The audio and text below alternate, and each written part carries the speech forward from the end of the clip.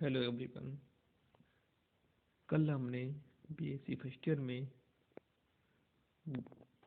Paper second के अंतर्गत unit second का टॉपिक फाइलम आर्थ्रोपोडा को डिस्कस किया था। इसमें कल हमने जनरल कैरेक्टर्स ऑफ आर्थ्रोपोडा, उसके बाद जनरल क्लासिफिकेशन ऑफ आर्थ्रोपोडा को डिस्कस किया था। इसमें इस फाइलम के अंतर्गत जो टाइप एनिमल्स हमको स्टडी करना है, पेलिमोन या प्रॉन, इसको आज हम स्टार्ट करने जा रहे हैं। पेलिमोन को मैक्रोब्रैकियम भी कहते हैं। अगर इसकी सिस्टेमेटिक पोजीशन की बात की जाए तो पेलिमोन फाइलम आर्थ्रोपोडा के अंतर्गत आता है। इसकी क्लास क्रस्टेशिया है। अगर इसकी सब क्लास की बात की जाए तो ये मेलाकोस्ट्रेका सब क्लास के अंतर्गत आता है। इसका ऑर्डर डेकापोडा। डेकापोडा से मतलब होता है, डेका का मतलब 10, फोडा का मतलब पैर। ऐसे एनिमल्स जिनमें 5 पेयर ऑफ लेग्स या 10 लेग्स प्रेजेंट हो। अब बात करते हैं जीनस की। इसका जीनस है मैक्रोब्रैकियम। मैक्रोब्रैकियम स्पीशीज कार्सिनस। एक और स्पीशीज मिलती है इसकी, मालकुम सोनाई। अगर इसके हैबिट्स एंड हैबिटाट की बात करें तो जो पेलिमोन है एक फ्रेश वाटर एनिमल है जो नदियों, तालाबों, झीलों आदि में पाया जाता है। पेलिमोन एक ओमनीवोरस एनिमल है। ओमनीवोरस से मतलब सर्वाहारी, जो भोजन के रूप में छोटे छोटे एनिमल्स, ग्रासेज, एक्वेटिक प्लांट्स आदि पर फीड करता है। यह एक नॉक्टर्नल एनिमल है। नॉक्टर्नल मतलब रात्रिचर। यह केवल रात्रि के समय या अंधेरे में ही एक्टिव पोजीशन में मिलता है, जो दिन के समय अंधेरों स्थानों में छिपा रहता है और भोजन की तलाश में रात में बाहर आता है। पेलिमोन में पानी में तैरने के लिए पिलियोपोड्स या स्विमरेस्ट प्रेजेंट होते हैं, जिनके द्वारा ये स्विमिंग करता है। कभी कभी यह पानी में पीछे की तरफ जंप लेकर कूद जाता है। शत्रुओं से अपने आप को बचाने के लिए कभी कभी यह अपनी अपेंडेजेस को तोड़ भी देता है। अपेंडेज मतलब इसके जो उपांग हैं उनको तोड़ भी देता है, जो बाद में फिर बन जाते हैं। इस क्रिया को ऑटोटोमी कहते हैं या रीजनरेशन। मतलब ऐसी क्रिया जिसमें कोई भी एनिमल अपने बॉडी पार्ट्स को पुनः प्राप्त कर लेता है, ऑटोटोमी या रीजनरेशन कहलाता है। आप लोगों ने घर में छिपकली को देखा होगा, जो शत्रुओं से बचने के लिए अपनी पूंछ को तोड़ देती है और उसकी वह पूंछ कुछ दिनों बाद पुनः बन जाती है। यही क्रिया ऑटोटोमी कहलाती है। पेलिमोन एक कार्निवोरस एनिमल है जिसमें ब्रीडिंग सीजन मई टू सितंबर तक होता है। मतलब इसमें रिप्रोडक्शन की बात करें या जनन की बात करें तो इसमें जो ब्रीडिंग सीजन देखा जाता है वो मई से लेके सितंबर तक चलता है। इस अवधि के दौरान फीमेल्स के एग अपेंडेज से चिपके होते हैं। अब बात करते हैं इसकी शेप की, यानी इसकी आकृति की। इसकी body bilaterally symmetrical spindle shape होती है, जो कॉमा जैसी, जैसे कि कॉमा का चिन्ह लगाते हैं उसकी तरह दिखाई देती है। अब बात करते हैं साइज। अलग अलग स्पीशीज का साइज अलग अलग होता है। जैसे पेलिमोन, मालकोम सोनाई 20 से 25 सेंटीमीटर तक लंबी होती है। उसी प्रकार पेलिमोन कार्सिनस का साइज 40 सेंटीमीटर तक लंबा होता है।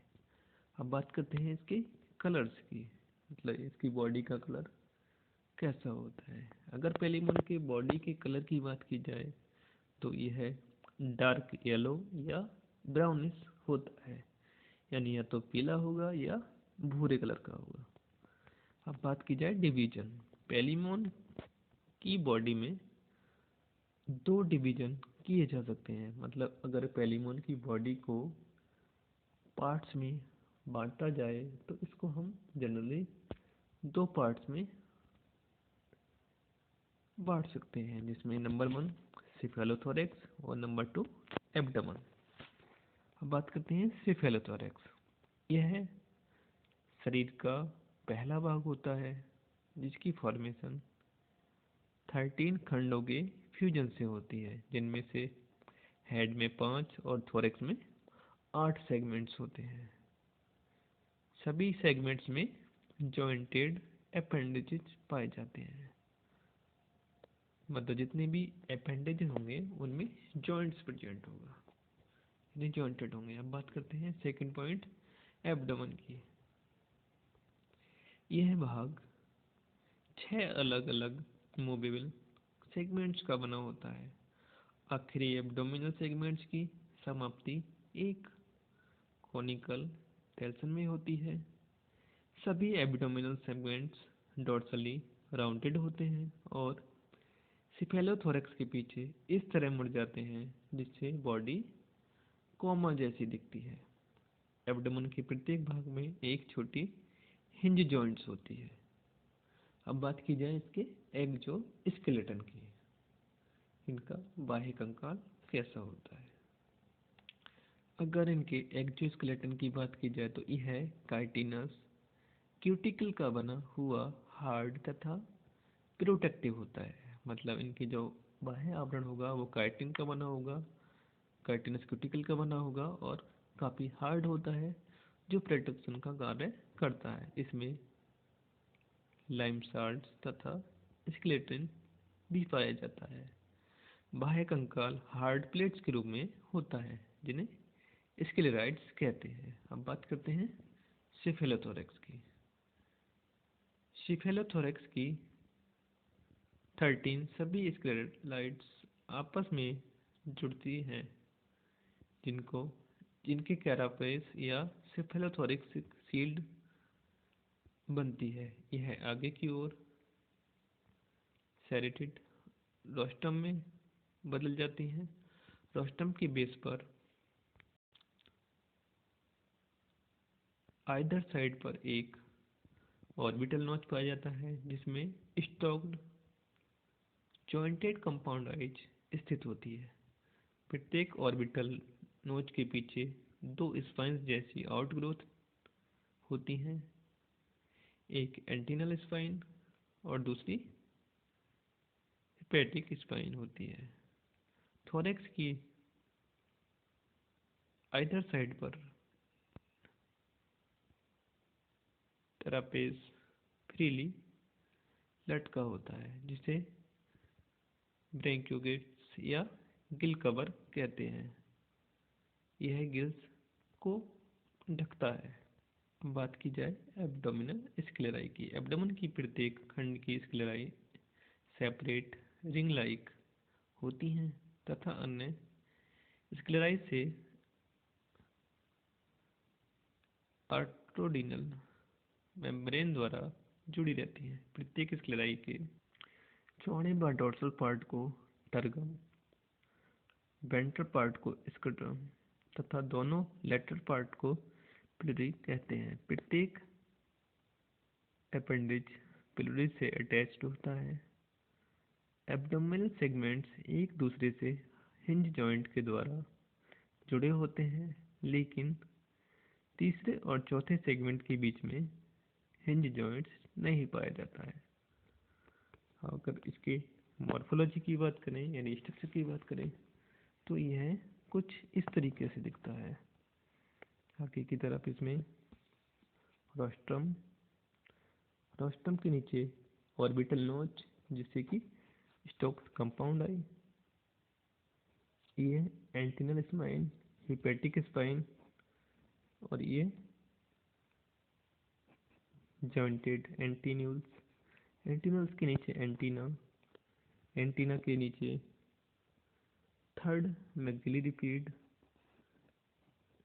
उसके बाद फर्स्ट चिलेट लेग, उसके बाद थोड़ा broad second chelate leg, second chelate के लेग के नीचे non chelated leg. Non chelated leg में स्पाइंस नहीं होती हैं। इसके बाद ऊपर की तरफ सेफेलोथोरैक्स जिसमें हेड तथा थोरैक्स वाला पार्ट फ्यूज हो जाता है आपस में, और ये आर्थ्रोडियल मेम्ब्रेन्स, ये एब्डोमिनल सेगमेंट्स, ये पिलियपोड्स और ये एब्डोमिनल पिलरी, ये हिंज जॉइंट्स, और पीछे की तरफ एक कॉनिकल टेल्सन। इसी के द्वारा यह पीछे की तरफ जंप करता है। तो एक पेलिमोन कुछ इस तरह की रचना शो करता है। तो आज हमने बीएससी फर्स्ट ईयर में पेलिमोन के अंतर्गत classification of Palaemon, habits and habitat, body segment यानी बॉडी डिवीजन तथा इसकी एक्सटर्नल मॉर्फोलॉजी को डिस्कस किया। कल हम इसके नेक्स्ट पार्ट अपेंडेजेस ऑफ पेलिमोन को डिस्कस करेंगे। Thank you.